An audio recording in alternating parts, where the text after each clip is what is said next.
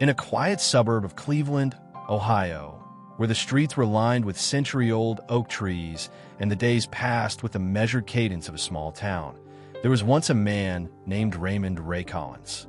Ray was a retired bank manager, known for his unwavering integrity and meticulous nature. For decades, he had served in a bustling financial institution, overseeing accounts and safeguarding the hard-earned money of countless citizens.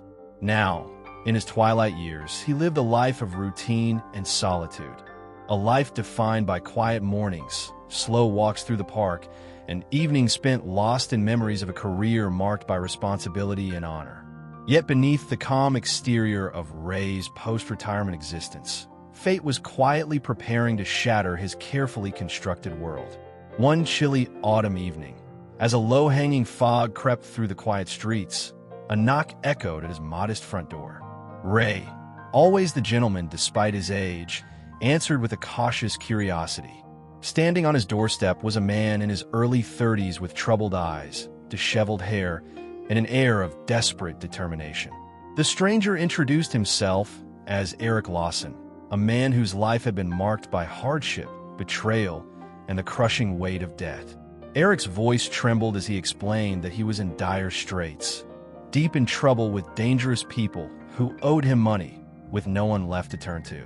In a moment of vulnerability and against every instinct honed over a lifetime of ethical service, Ray found himself empathizing with Eric's plight. The retired bank manager was not a criminal by nature, but he had known the rigid rules of society and the suffocating grip of bureaucracy so intimately that, in his own mind, he believed he could tip the scales of fate ever so slightly in Eric's favor. What began as a simple act of kindness soon morphed into something far more complicated and sinister. Ray's home, once a sanctuary of calm reflection, became a secret planning ground for an audacious heist. With a mind still sharp from years of balancing ledgers and tracking anomalies in financial transactions, he devised a plan that was as ingenious as it was perilous. The target was a high-security facility, a bank where Ray had once been the custodian of trust and finances. Ironically, it was the very institution he had safeguarded for decades. In a twist of fate, his intimate knowledge of the bank's inner workings now became the key to unlocking a vault that had long been considered impenetrable.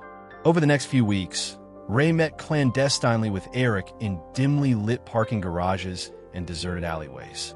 Their plans were detailed in whispered conversations and hurried scribbles on napkins.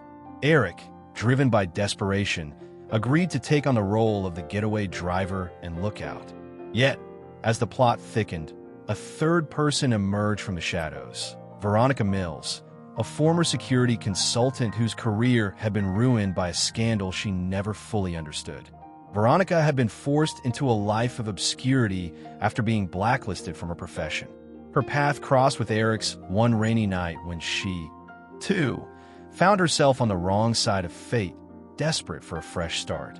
Drawn together by a shared sense of injustice and an unspoken longing for redemption, the trio became an unlikely alliance. The day of the heist arrived with a palpable tension in the air. It was as if the very fabric of the universe held its breath, waiting for the moment when morality and desperation would collide. Ray, Eric, and Veronica gathered near the bank, each carrying the weight of their respective pasts. Ray's heart pounded with the enormity of what he was about to do. A man who had once been the epitome of security, now poised to dismantle the institution he had served. The bank loomed ahead, its towering facade a symbol of stability and trust, and yet beneath its polished surface lay a vault filled with secrets, both financial and personal. With a quiet determination, the trio executed the plan. Veronica disabled the sophisticated alarm system with a series of deft maneuvers that belied her shaken nerves, while Ray guided them through a series of hidden corridors and unused service entrances he remembered so well. Eric, ever the anxious soul, kept a vigilant eye on the surrounding streets, his pulse racing as the minutes ticked by. In a heartbeat, the group was inside the labyrinthine halls of the bank, moving stealthily past silent corridors and into the sanctum of the vault. Inside the vault room, time seemed to stretch into infinity. Ray's hands trembled as he keyed in a sequence he had memorized decades ago, a sequence that once secured the dreams and fortunes of many. The vault door shuddered and slowly swung open, revealing rows of safety deposit boxes and stacks of cash that glimmered in the dim light. But amidst the riches lay something far more significant. A collection of confidential files and documents that chronicled decades of mismanagement, corruption, and betrayal within the bank's very walls. It was as if fate had orchestrated this moment, not just for financial gain, but to expose a hidden truth that would forever alter the lives of everyone involved. In the silence of that room, as they gathered the documents, each of the trio felt a profound shift. For Ray, it was the haunting realization that his past, which he had spent a lifetime trying to keep secure, had come back to haunt him. For Eric, it was the recognition that his desperate leap into the abyss might be his only chance at rewriting his destiny. And for Veronica, it was the spark of hope that maybe, just maybe, this risky endeavor could be the first step in reclaiming her lost honor and rebuilding a shattered reputation. The plan, however, did not unfold without unforeseen complications. As they retraced their steps, the trio encountered an unexpected security patrol. A heart-stopping moment ensued as they ducked into a supply closet, the rhythmic footsteps growing louder and more menacing with each passing second. Ray's mind raced, torn between the need to preserve his newfound purpose and the ingrained instinct to preserve his own life. Eric's hands shook on the steering wheel of their waiting vehicle as Veronica's eyes darted nervously towards the door. The seconds stretched into an eternity as they waited, hearts pounding in unison, until finally the patrol moved on, leaving them trembling in the dark silence. Outside, the cool night air was a stark contrast to the stifling tension inside the bank. The trio regrouped, their breaths heavy with the burden of what they had done. With the confidential files in hand, they drove away into the night, the bank receding into a shadowy silhouette behind them. In that moment, a subtle shift occurred. Their lives, once confined to predetermined paths defined by their pasts, were now irrevocably altered. They had become fugitives, heroes, and victims all at once, a trio whose actions would send shockwave through the corridors of power and trust. In the days that followed, the fallout was immediate and profound. The stolen documents soon became the subject of a high-profile investigation, shaking the very foundations of the bank and calling into question the integrity of those who had once been entrusted with its secrets. Ray, once a pillar of respectability, found himself torn between guilt and a strange sense of liberation. He wrestled with the knowledge that his involvement in the heist, though driven by noble intentions to expose corruption, had come at an enormous personal cost. His once predictable life had transformed into a maze of uncertainty and danger, where every knock at the door could signal the arrival of law enforcement or the vengeful wrath of those implicated in the scandal. Eric, whose desperate financial struggles had led him to the brink of ruin, suddenly found himself at crossroads. The documents he had helped secure were worth more than just monetary gain. They were a key to a future free from the chains of his past mistakes. Yet the newfound hope was tempered by the constant fear of capture, and the knowledge that every mile driven on those dark, deserted roads was a step further into a life of perpetual risk. His eyes, once filled with hopelessness, now gleamed with the possibility of redemption, even as his conscience ached with the weight of the secret he carried. Veronica, whose career had been marred by scandal and public disgrace, experienced the most profound transformation of all. The heist was not merely an act of defiance. It was a rebirth. With every piece of damning evidence uncovered, she felt a renewed sense of purpose. The documents contained not just the financial misdeeds of the bank's executives, but also evidence of a systematic cover-up that had ruined countless lives. For Veronica, exposing this truth was a way to restore her own dignity and to serve a higher calling, a quest for justice that transcended personal gain. In her heart, she knew that this was the moment to reclaim her narrative, to transform from a fallen professional into a champion for truth. As the investigation deepened, law enforcement agencies began piecing together the fragments of evidence that pointed not only to the corruption within the bank, but also to the unexpected involvement of a retired bank manager. The public, initially shocked by the revelation that a man of Ray's reputation could be implicated in such a scandal, soon found themselves grappling with the complexities of his motivations. Media outlets buzzed with theories and debates, painting him alternately as a traitor to the very institution he had once served and as a reluctant whistleblower who had sacrificed everything to expose the rot at the heart of the financial system.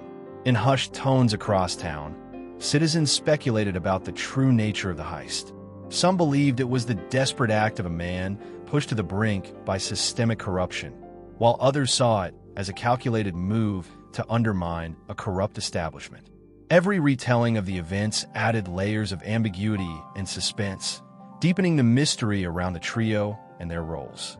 There were whispered accounts of secret meetings in dimly lit diners, late-night phone calls that never revealed their true content, and coded messages exchanged in public places that only those in the know could decipher. As the days turned into weeks, the pressure mounted. The investigation grew in scope, reaching far beyond the confines of the bank itself.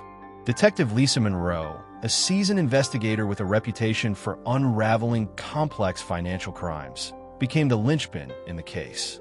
With her steely resolve and an intuition honed by years on the force, she began to connect the dots, tracing the flow of money, analyzing the obscure references in internal memos, and piecing together the clandestine movements of the trio on that fateful night. Detective Monroe's pursuit of the truth was relentless, driven by a personal commitment to justice that resonated with the public's own disillusionment with the financial elite.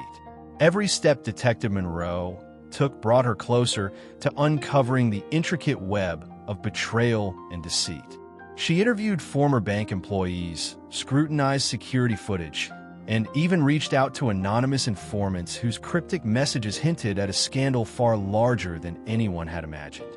Yet, for all her diligence, the case remained shrouded in a veil of mystery. The careful planning and precision of the heist had left few tangible traces, and the trio had taken extraordinary measures to cover their tracks.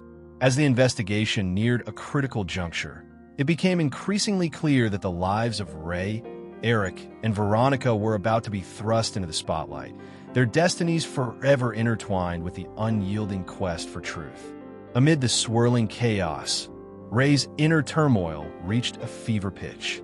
The man who had once prided himself on his adherence to duty and honor now found himself grappling with moral ambiguities that defied simple explanation. Every night, as he lay awake in the solitude of his modest apartment, memories of the bank's sterile corridors and the faces of those he had once served haunted him. The weight of his decision pressed down on him like an anchor. Yet there was also a sense of liberation in finally confronting the darkness that had long festered behind closed doors. In the silence of his thoughts, Ray realized that his involvement in the heist was not just a betrayal of his past, but a desperate act of reclamation, a way to force the truth into the light, even if it meant sacrificing his own peace of mind. For Eric, the journey was one of internal transformation as well. The adrenaline-fueled escape from the bank had been only the beginning of a long, perilous ride. Every winding road and deserted highway offered both a fleeting taste of freedom and a reminder of the relentless pursuit that now trailed his every move. His eyes, once dull with resignation, now sparked with an intensity born of survival. Yet, beneath the newfound resolve, there remained a lingering fear, a fear that the choices he had made would eventually come back to exact a heavy toll. With every mile traveled, Eric felt the duality of hope and despair, as if he were caught in a perpetual race against time, with the possibility of redemption always just out of reach. Veronica, too, was caught in a maelstrom of conflicting emotions. The evidence they had uncovered was a double-edged sword. On one side, it held the promise of vindication and the restoration of her lost honor. But on the other, it threatened to unleash forces far beyond her control. The files they had gathered detailed not only the misdeeds of powerful executives, but also the complicity of influential figures whose influence extended into the highest echelons of society. For Veronica, the decision to expose the truth was akin to lighting a match in a room filled with volatile chemicals. Yet she was resolute, determined to see justice done, even if it meant confronting the full fury of those who had long thrived in a culture of secrecy and impunity. As the investigation intensified, public opinion began to shift in unexpected ways. What started as widespread condemnation of a man who had betrayed his lifelong commitment to security slowly transformed into a more nuanced debate about the nature of justice and accountability. Media outlets featured in-depth analyses of the heist, with op-ed columns questioning whether the act of exposing systemic corruption could ever be considered truly criminal. Late-night talk shows and news panels dissected every element of the case, with some pundits suggesting that Ray's actions, however unorthodox, were a necessary catalyst for change in a broken system. The convergence of these divergent narratives reached its apex on a crisp winter evening. Detective Monroe, having painstakingly pieced together the final elements of the case, held a press conference that would etch her name in the annals of investigative journalism. In her measured tone, she detailed the evidence that pointed to widespread malfeasance within the bank, implicating not only a handful of rogue employees, but also powerful figures who had long been immune to accountability. The revelations sent shockwaves through the community and beyond, sparking debates about the responsibilities of institutions and the lengths to which an individual might go to expose the truth. In the wake of the press conference, the lives of Ray, Eric, and Veronica became emblematic of a larger struggle. A struggle between personal morality and the pervasive corruption that had seeped into every corner of society.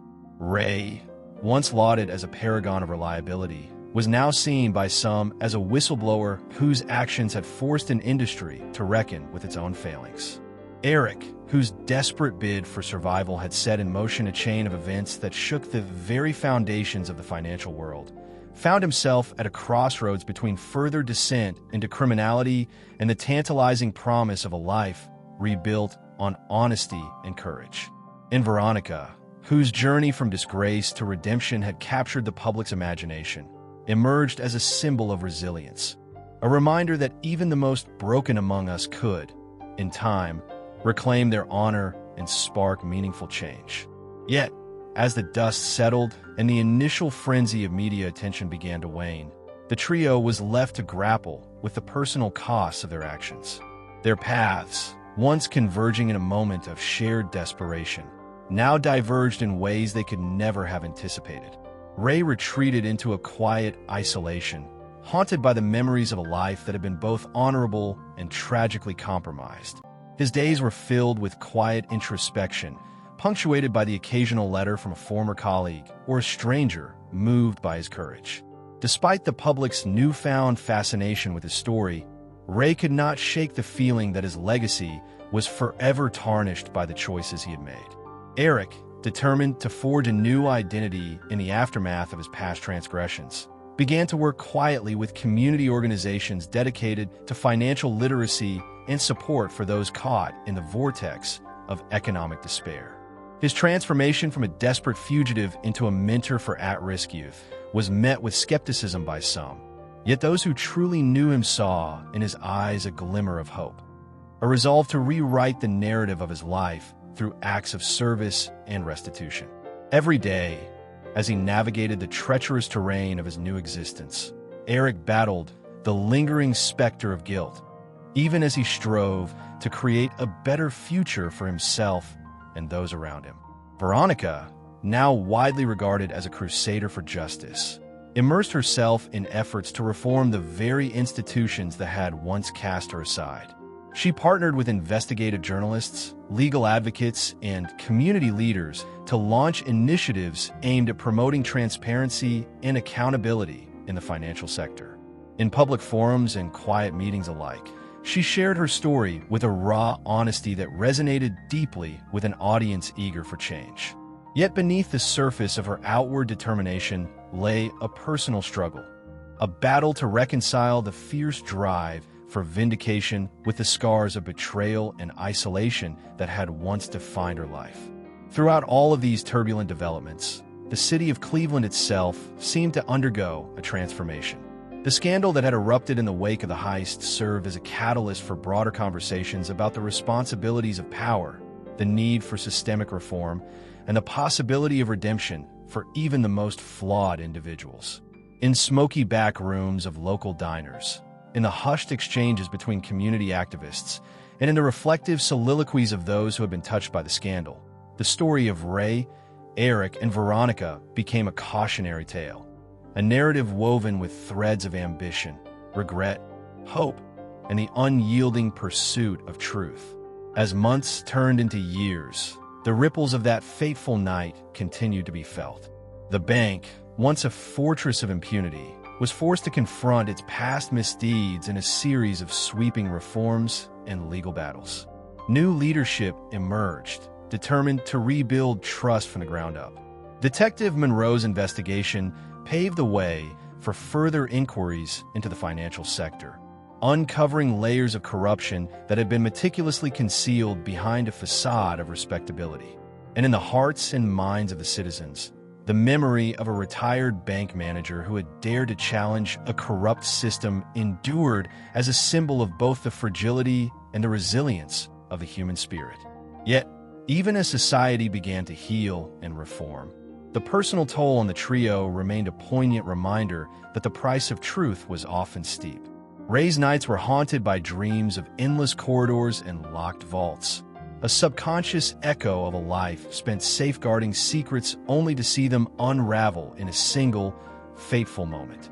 Eric continued to navigate the fine line between hope and despair, each day a testament to the transformative power of second chances and the burden of past misdeeds. Veronica, for all her public accolades, carried within her a private sorrow, a quiet mourning for the life she had lost and the innocence that could never be reclaimed. In time, the three found that their lives had been irreversibly intertwined by the events of that one autumn night. Their paths, though diverging in their own ways, remained connected by a shared legacy, a legacy born out of an act of desperation that ultimately unveiled a truth far greater than any one man could have imagined. The story of Ray, Eric, and Veronica became a tapestry of redemption and ruin, a narrative that defied simple categorization as either heroism or criminality. It was a story of a society forced to confront its own imperfections and the enduring belief that even in the darkest moments, there is a spark of hope that can ignite the flames of change. Today, as I recount this tale, I do so with the knowledge that life is rarely a matter of black and white. The choices we make, driven by the confluence of circumstance and conscience, can reverberate far beyond the moment they are taken. In the lives of these three individuals, we see both the weight of past mistakes and the possibility of renewal, a reminder that even the most carefully built facades can crumble under the pressure of truth. And as the city of Cleveland continues to evolve, its streets echo with the quiet determination of those who believe that every ending, no matter how bitter, is merely the precursor to a new beginning. There are no heroes or villains in this story, only people, flawed, hopeful, and relentlessly human. Ray's journey is one of internal struggle and unexpected courage. Eric's is a testament to the transformative power of desperation and hope, and Veronica's is a chronicle of redemption in the face of overwhelming odds.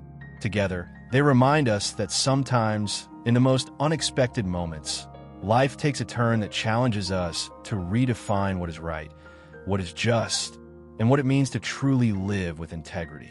And so, as the autumn leaves turn to winter frost and the tale of that fateful night is etched into the collective memory of a city forever changed, we are left with a poignant question. In a world where the boundaries between right and wrong blur, can the act of exposing a hidden truth ever be considered a betrayal?